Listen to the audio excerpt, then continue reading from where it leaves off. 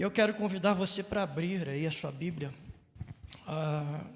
na carta aos Romanos, capítulo 8.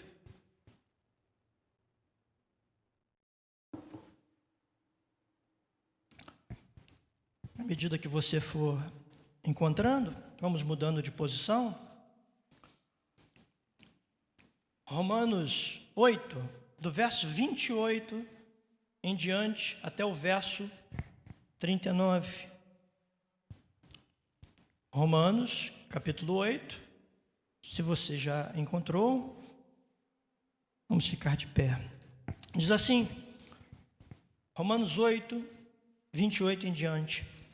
Sabemos que todas as coisas cooperam para o bem daqueles que amam a Deus, daqueles que são chamados segundo o seu propósito, pois aqueles que Deus de antemão conheceu, Ele também predestinou para serem conformes à imagem de seu Filho, a fim de que Ele seja o primogênito entre muitos irmãos. E aos que predestinou, a estes também chamou, e aos que chamou, a estes também justificou, e aos que justificou, a estes também glorificou. Que diremos então à vista destas coisas? Se Deus é por nós, quem será contra nós?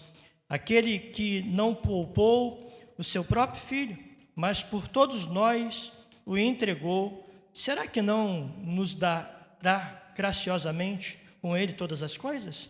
Quem intentará acusação contra os eleitos de Deus? É Deus quem os justifica.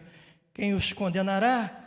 É Cristo Jesus quem morreu, ou melhor, quem ressuscitou, o qual está à direita de Deus e também intercede por nós. Quem nos separará do amor de Cristo? Será a tribulação, ou a angústia, ou a perseguição, ou a fome, ou a nudez, ou o perigo, ou a espada? Como está escrito, por amor de ti, somos entregues à morte continuamente. Fomos considerados como ovelhas para o matadouro. Em todas estas coisas, porém, somos mais que vencedores por meio daquele que nos amou. Porque estou bem certo de que nem a morte, nem a vida, nem os anjos, nem os principados, nem as coisas do presente, nem do porvir, nem os poderes, nem a altura, nem a profundidade, nem qualquer outra criatura poderá nos separar do amor de Deus que está em Cristo Jesus, nosso Senhor. Que Deus abençoe a leitura da sua palavra. Nosso Deus, nosso Pai, muito obrigado, Senhor, pela tua palavra, que é a verdade incontestável, Senhor. Nós bendizemos o teu nome. Fala conosco nesta noite. Precisamos, Senhor, ouvir, aprender, e nós sabemos que o conhecimento gera o crescimento, Senhor. E eu peço que o Senhor nos fale nesta noite aos nossos corações, que não seja eu, mas que seja o teu Espírito a nos conduzir. Tira de mim toda a vaidade, Senhor, que o Senhor possa usar a minha boca, os meus lábios, a minha voz, e que o Senhor fale através do Espírito ao coração dos teus filhos. É o que eu peço e te agradeço, em nome de Jesus. Amém e amém. Você pode se assentar. Eu vou pedir a você a sua atenção e também a sua paciência, né? A gente vai correr um pouquinho, de repente, por conta do horário, para que a gente não deixe escapar nada, mas que a gente possa começar e concluir. Eu quero começar dizendo o seguinte, meus irmãos e minhas irmãs: todo crente, em algum momento, já olhou para as circunstâncias da vida e perguntou: será que Deus ainda está comigo? Será que ainda sou salvo? A doença que não passa, o filho que se afasta, o pecado que teima em voltar, o silêncio que parece abandono. Às vezes parece que você está orando e parece que Deus não responde, está em silêncio, parece que Ele te abandonou, deixou a deriva. Parece. Meus irmãos e irmãs, Paulo não ignora estas perguntas, pelo contrário, ele as enfrenta de frente. E a sua resposta não é uma lista de coisas que você precisa fazer para garantir a sua salvação. A sua resposta é uma declaração sobre o que Deus já fez, está fazendo e fará.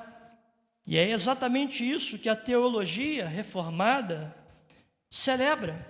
A segurança do crente não está nas suas mãos, mas nas mãos do Deus soberano, que o elegeu antes da fundação do mundo, como diz o texto que acabamos de ler. Paulo escreve esta carta aos cristãos em Roma, por volta de 57 depois de Cristo.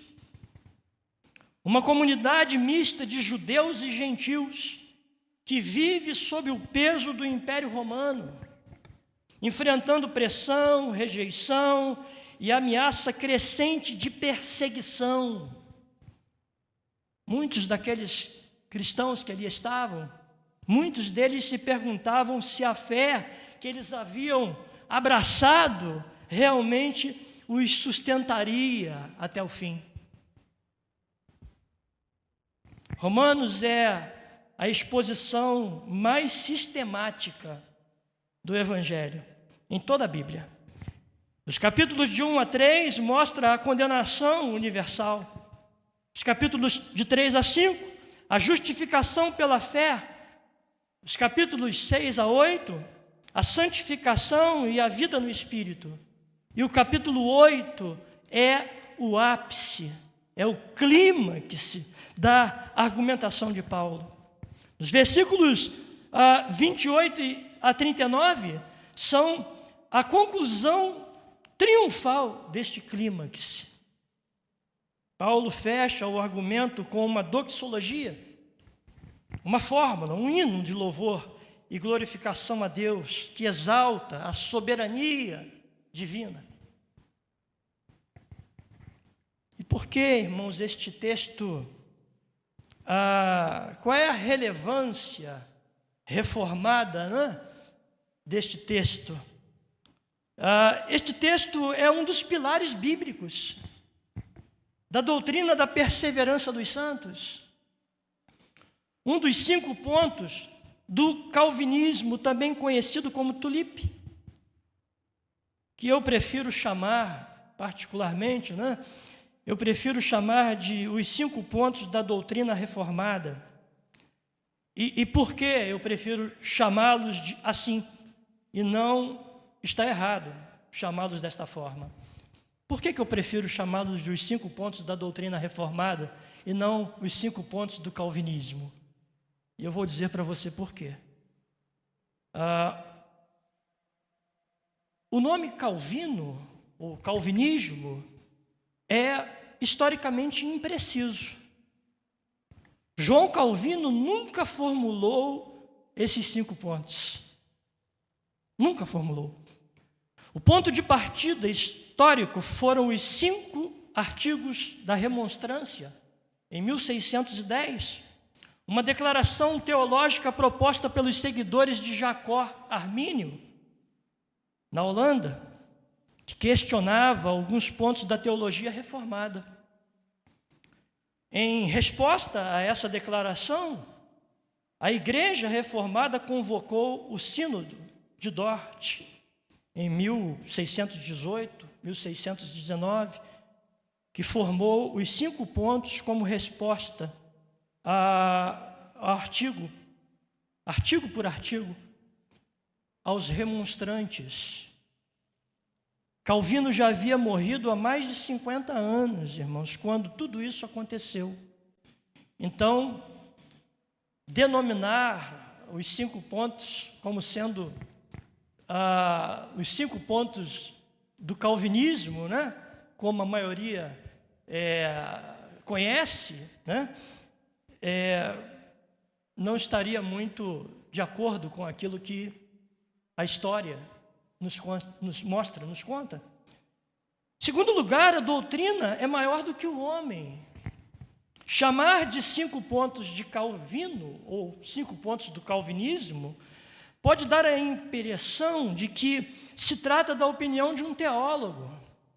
Chamá-los de doutrina reformada deixa claro que são doutrinas com base bíblica, confessional e histórica, sustentadas por toda uma tradição teológica. E o terceiro motivo, os próprios reformadores referem-se ou preferem assim. Teólogos como Herman Bavinck e também o próprio R.C. Spurgeon frequentemente alertavam que o termo calvinismo pode ser reducionista. A doutrina reformada é um sistema teológico completo, não apenas 5 pontos. A doutrina não se resume, a doutrina reformada não se resume a estes 5 pontos. Ela é muito mais abrangente, extensiva. Então, irmãos, só rememorando os 5 pontos, não é? Nós temos aí o primeiro, que é a depravação total, que ensina que o homem é completamente incapaz de buscar a Deus por si mesmo. O segundo ponto é a eleição incondicional. Deus elegeu soberanamente, sem base em mérito ou fé prevista, né? O terceiro é a expiação limitada. Cristo morreu eficazmente pelos eleitos, não apenas tornando a salvação algo possível, mas Ele, de fato, realizou. Ele efetuou, ele executou isso. O quarto é a graça irresistível. O chamado eficaz do Espírito não pode ser rejeitado pelos eleitos. E o quinto ponto, e é este que nós vamos nos apegar a ele, que é a perseverança dos santos. E o que defende este quinto ponto? Os eleitos serão preservados por Deus até a glorificação final. Deus promete, Ele tem um compromisso de sustentar os seus, independente das circunstâncias, dificuldades, lutas, batalhas, aconteça o que acontecer, é Deus quem vai, é Ele quem vai nos sustentar até o fim. É Ele, irmãos. Nós só estamos de pé por causa dEle. Porque, você sabe, as lutas são terríveis, né? E há momentos que parece que as forças se esvaíram. Parece que a gente fica completamente sem forças para seguir em frente, para continuar. Esse quinto ponto, que trata da perseverança dos santos, esse pilar afirma que os eleitos de Deus serão preservados até a glorificação final, não por mérito próprio, mas pela fidelidade soberana de Deus. Quantos aqui lembram que eu falei num domingo deste sobre como Deus preserva os seus? Quantos estavam aqui num domingo de manhã desses aí? Nós falamos sobre como Deus preserva os seus eleitos, né? Como é que ele sustenta, como é que ele guarda, Nós falamos sobre isso, inclusive esta mensagem está lá no YouTube, né? Como todas as demais, se depois você quiser assistir, para que você tenha uma ideia melhor a respeito. O que o texto, qual é a proposição desse texto, irmãos, que lemos? A ideia central do texto é que a segurança eterna do crente não repousa sobre sua própria fidelidade, mas sobre o amor soberano e inabalável de Deus. Cristo Jesus, que nos predestinou, chamou, justificou e glorificará todos os seus eleitos. E nenhuma força do céu ou da terra pode desfazer esta obra. Nenhuma força. E por quê? da minha afirmação. Em Tiago capítulo 1, verso 17, diz que toda boa dádiva e todo dom perfeito vem do alto, ou desce do alto, do Pai das luzes, em quem não há o quê? Mudança, nem sombra de variações, ou seja, Deus não muda. Ele é imutável, um dos seus atributos é a sua imutabilidade. O que Ele prometeu, Ele cumpre. Ele não é homem para que minta, nem filho do homem para que se arrependa. Sua palavra não volta vazia. Deus diz às Escrituras que Ele vela pelo cumprimento da sua palavra. Ele vela. Ele não é como o homem que muda de opinião, uma hora diz uma coisa, outra hora diz outra, e está sempre oscilando, sempre. Não. Deus, Ele tem palavra. E a sua palavra é segura. Nós podemos acreditar naquilo que Deus diz, sem duvidar. Ele não muda, irmãos. Deus é constante. Ele não muda, Ele é fiel. Agora vamos ver o que o texto nos diz, irmãos. Nós vemos aqui 3 movimentos do texto, né? O primeiro movimento vem do capítulo, ou melhor, do verso 28 e 30, que esse movimento, ou este trecho do texto, é conhecido, é chamado de a corrente de ouro da salvação. Preste atenção nisso. Esses versos de 28 a 30 são chamados de a corrente de ouro da salvação. Paulo apresenta 5 elos inseparáveis. O texto diz que ele quem? Deus, de antemão conheceu, predestinou, chamou, justificou e glorificou. Entendido até aí, irmãos? Nós acabamos de ler isso, não foi? No texto. Diz lá que Deus, Ele de antemão, ele nos conheceu de antemão, Ele nos predestinou, chamou, justificou e glorificou. Agora preste atenção numa coisa. Veja que o tempo verbal estão todos no passado, incluindo a glorificação, que ainda não ocorreu historicamente, mas é tão certa no propósito de Deus que Paulo a declara como fato já consumado. Paulo declara. E por que é chamado de corrente de ouro da salvação? Paulo encadeia 5 verbos em sequência: conheceu, predestinou, chamou, justificou e glorificou. E os teólogos chamam isso de corrente de ouro da salvação. Corrente porque cada elo está ligado ao seguinte de forma indissolúvel. De ouro porque é uma obra que não enferruja, não se corrompe e não se quebra. O detalhe mais impressionante é que Paulo coloca a glorificação no passado. Glorificou, como se já estivesse feita. E na visão reformada, irmãos, é exatamente isso que acontece. O que Deus decretou é tão certo quanto já realizado. Nenhum eleito será perdido no caminho. Ninguém ficará para trás. Ninguém.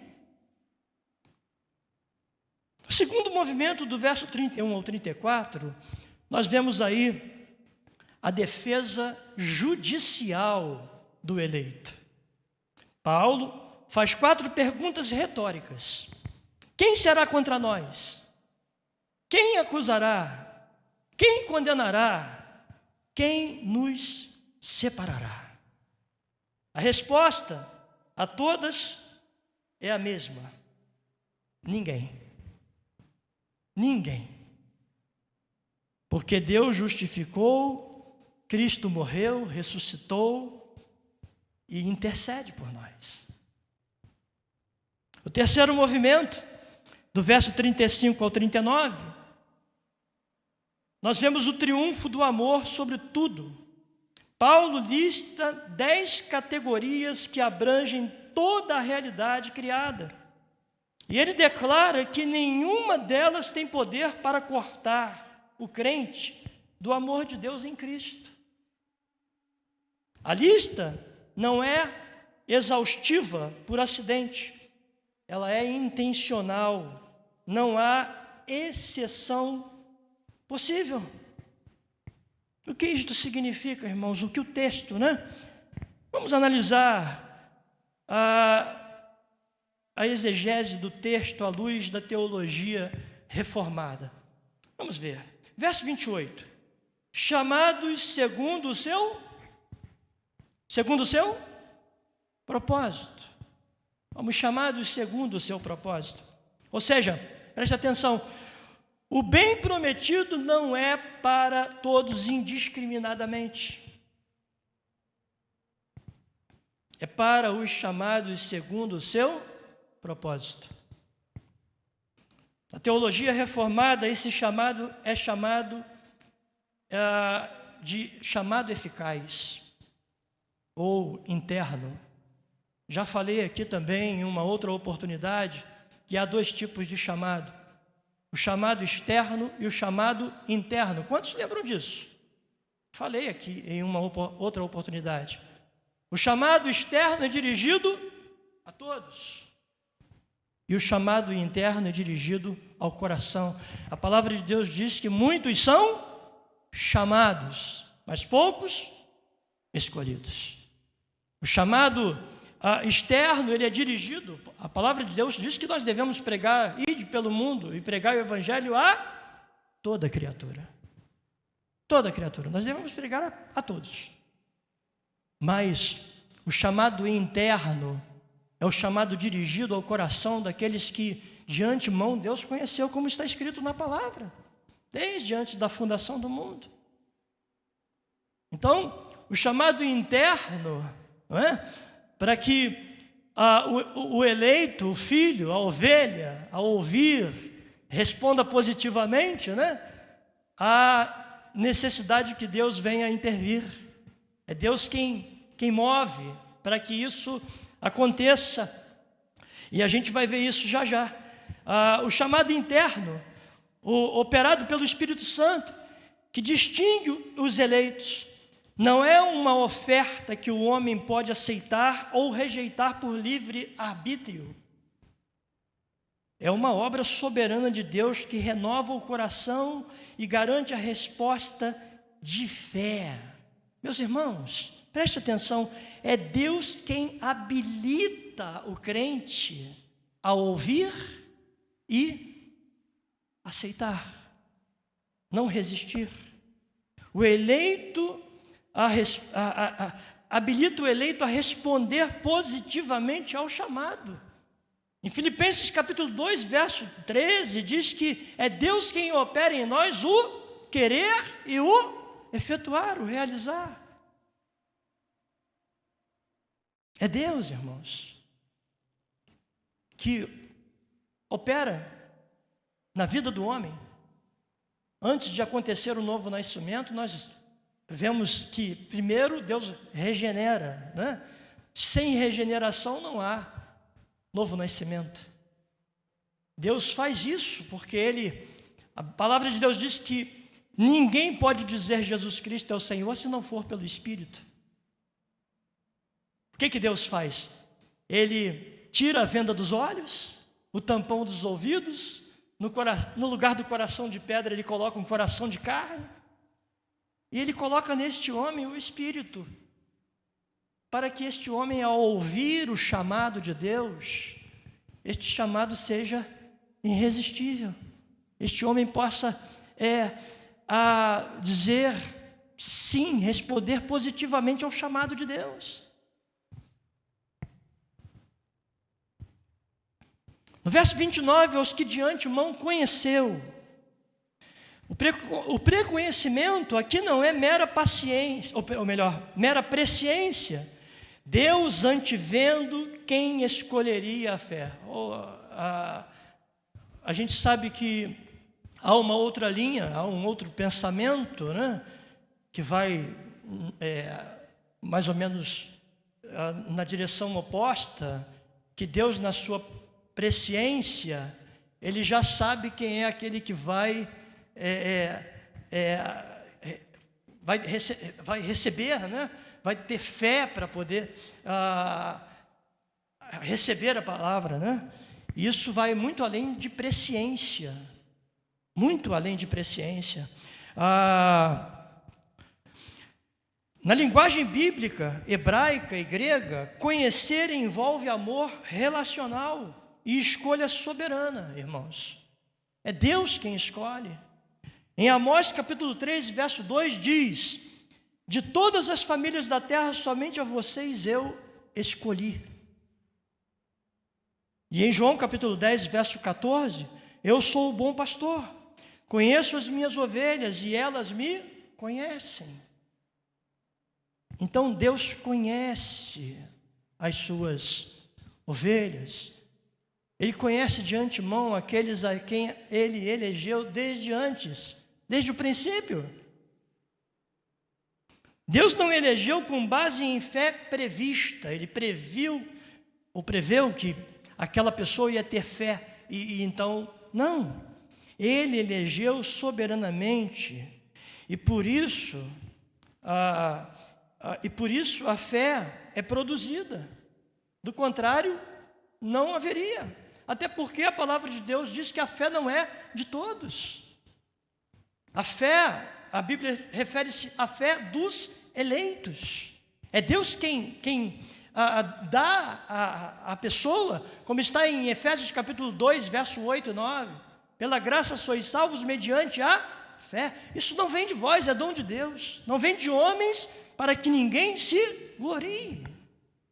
Então é Deus quem opera, é Deus quem age, é Deus quem quebra, é Deus quem quebra as resistências do coração do homem, para que ele, no momento que ouvir a voz de Deus, o chamado de Deus.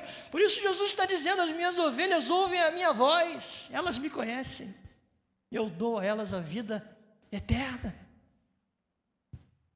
Glória a Deus, irmãos.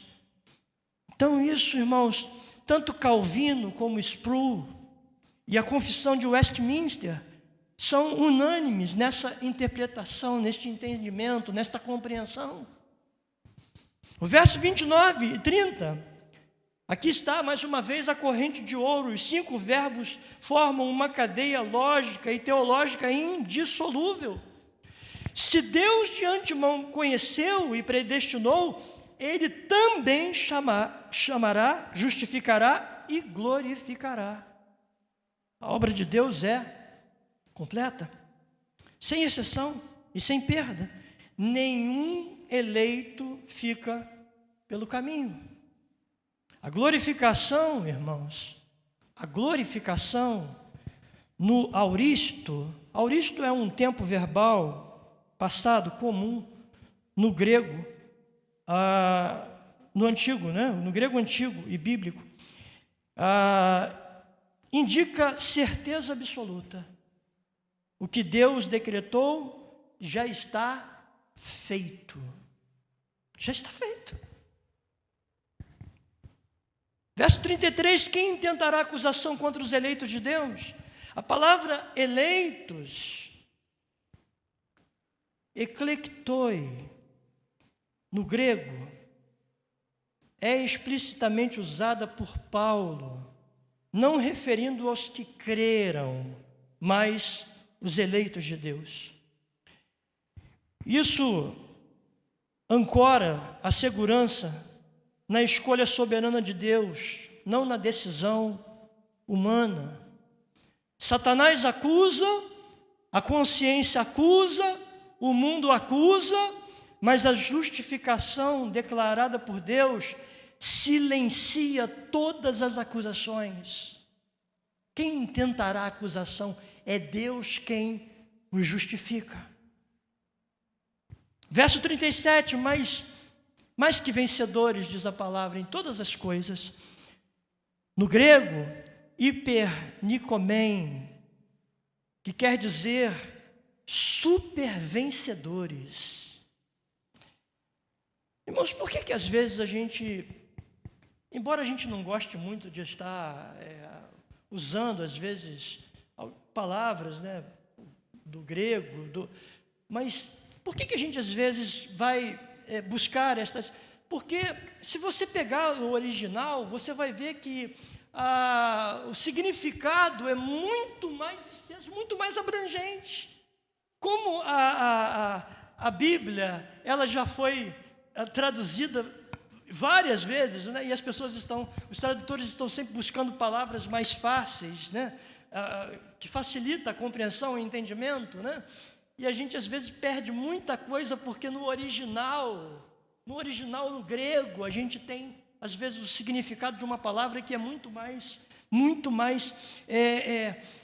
extensa. Então ele diz aqui que esta palavra trata de deixa eu me encontrar aqui que eu me perdi.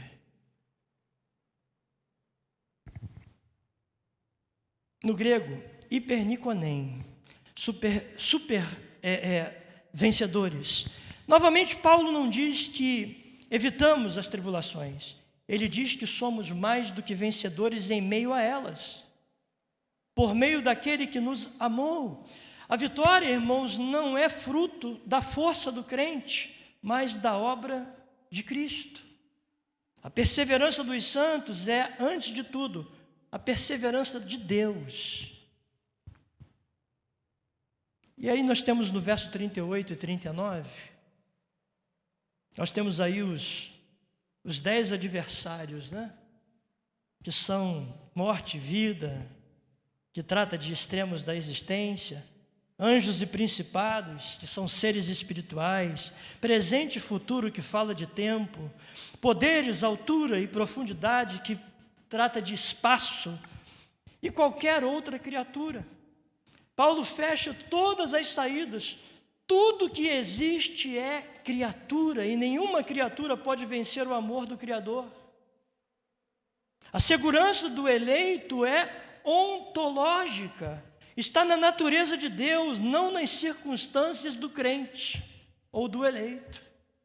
Se dependesse de mim e de você, estaríamos perdidos, irmãos.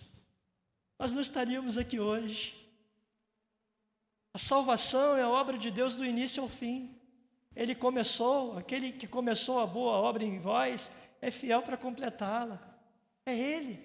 A garantia é dele, de que nós chegaremos ao final. E eu quero aqui, o que o texto exige de mim e de você? 3 aplicações, irmãos. 3 aplicações práticas para a nossa vida. A primeira, descanse na eleição, não na sua decisão. Muitos cristãos vivem em ansiedade espiritual porque fundamentam sua segurança no momento em que receberam ou confessaram a Cristo, a Jesus. E se perguntam se a sua decisão foi sincera o suficiente. Mas Paulo não aponta para a sua decisão, ele aponta para o propósito eterno de Deus. Você foi conhecido de antemão, predestinado e chamado por Deus, por Ele. A âncora da sua alma não é a sua fidelidade, é a fidelidade do Deus que te elegeu, que te chamou, que te escolheu. Nós temos que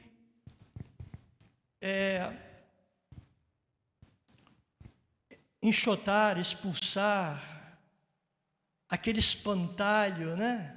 Que muitos de nós, até no passado, a gente, isso incomodava, isso preocupava, né? A gente, a mim. Como se Deus tivesse uma borracha, e volta e meia ele vai lá, e uma hora ele coloca o teu nome no livro da vida, outra hora ele vai lá e apaga o teu nome do livro da vida, uma hora ele vai e coloca e tira, e a gente vive nessa instabilidade, nessa insegurança de achar que Deus, Ele fica fazendo esse jogo, essa coisa de bota, tira, bota, tira. Irmãos, a salvação é eterna. Ele nos salvou. E nós precisamos crer nisto. Nós precisamos descansar em Deus, na certeza de que é Ele. Não depende de nós, depende dEle. Segundo lugar, irmãos, enfrente a acusação com o Evangelho, não com esforço moral. Quando a consciência acusa, quando o diabo lembra os seus pecados, quando você sente que não merece ser chamado de filho de Deus, e de fato não merece, nenhum de nós merecemos, não é? A resposta não é tentar ser melhor, a resposta é Deus quem me justifica. Cristo morreu por mim, quem me condenará? É fundamentado, alicerçado nestas verdades que nós devemos colocar a nossa vida. É Deus. A santificação não nasce. A santificação nasce não de quem tenta ganhar o amor de Deus, mas de quem já sabe que é amado por Deus. Quantos aqui se sentem amados por Deus nesta noite? Oh, que amor é esse, irmãos? Em terceiro lugar, já estou terminando. Em terceiro lugar, irmãos, interprete o sofrimento à luz da soberania de Deus. Preste atenção nisso, hein? Interprete o sofrimento à luz da soberania de Deus. O texto não promete ausência de tribulação. Pelo contrário, temos uma lista de tribulação: angústia, perseguição, fome, perigo, espada. A vida cristã é dura, irmãos, mas a visão reformada oferece uma estrutura para o sofrimento que nenhuma outra oferece. Todas as coisas, inclusive as mais dolorosas, cooperam para o bem dos que foram chamados por Deus. Você pode dizer amém? Tudo coopera, irmãos. Tudo coopera. O sofrimento não é acidente no roteiro de Deus.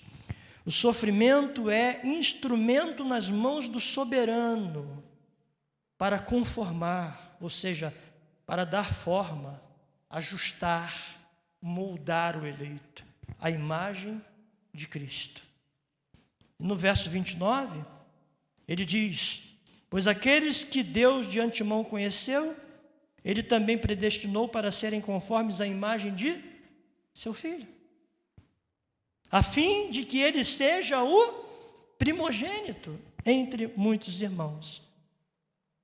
Então eu concluo dizendo, Paulo encerra esse texto não com um apelo ao esforço humano, mas com uma confissão teológica, irmãos. O amor de Deus está em Cristo Jesus, nosso Senhor, e nada no universo criado pode nos arrancar desse amor. Preste atenção, João capítulo 10, do verso 27 a 29, diz: as minhas ovelhas ouvem a minha voz, eu as conheço e elas me seguem. Agora, preste atenção, eu lhes dou a vida eterna. A vida é eterna.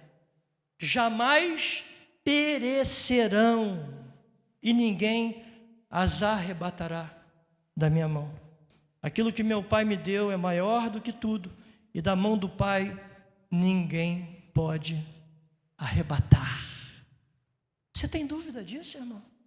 De que a tua vida está na mão de Deus, e nada, nem ninguém pode tirar você, arrancar você da mão de Deus. Ninguém. Você pode não saber o que o amanhã reserva. Você pode estar passando pela tribulação mais intensa da sua vida, mas há uma verdade que permanece inabalável sobre você. Se você permanece, ou melhor, se você pertence a Cristo, você foi conhecido por Ele de antemão, predestinado, chamado, justificado, e você será glorificado. Não por causa de quem você é, mas por causa de quem Ele, Deus, é. Deus é poderoso, irmãos. Ele é soberano. Nós não estamos nas mãos de um Deus cambeta, de um Deus que vive.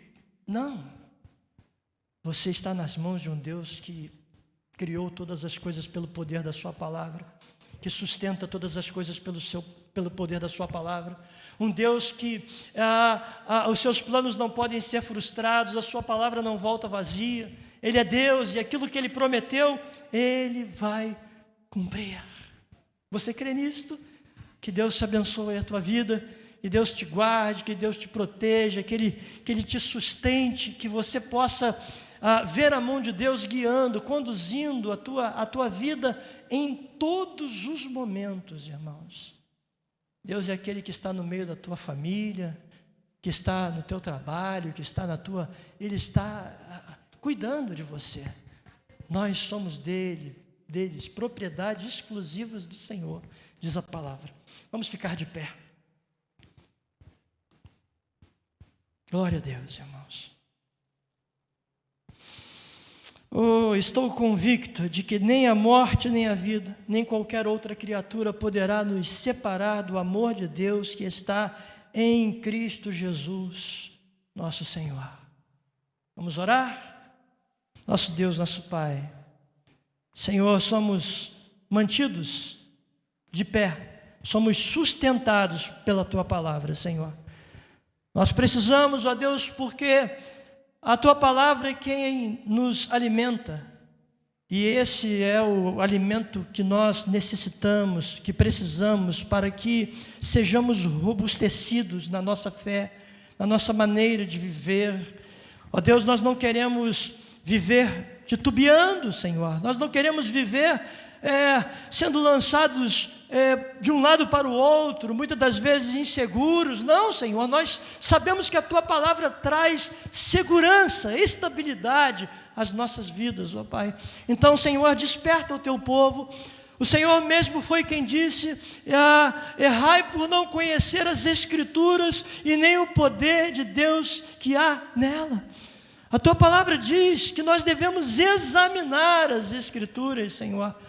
O profeta Oséias, o Senhor falou lá em 4:6, o meu povo está sendo destruído porque lhe falta o conhecimento, Senhor.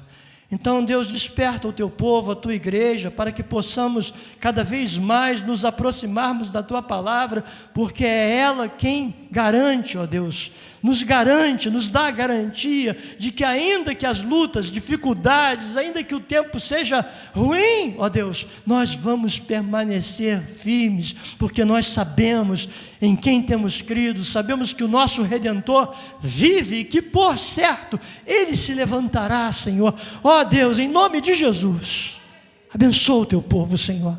Que esta palavra, ó Deus, possa, ó Deus, permanecer no nosso coração, e que aquilo que porventura deixamos aqui, Senhor, passar, escapar, que o Teu Espírito possa continuar falando ao coração de cada um de nós. Leva-nos em paz agora, nos conceda uma noite de descanso, Senhor, restaure as nossas forças, livra-nos no caminho de todo mal, Senhor, que possamos chegar bem. Guarda a nossa saída, a nossa chegada, é o que nós Te pedimos e Te agradecemos por tudo, em nome de Jesus. Amém e amém. Queridos, uma excelente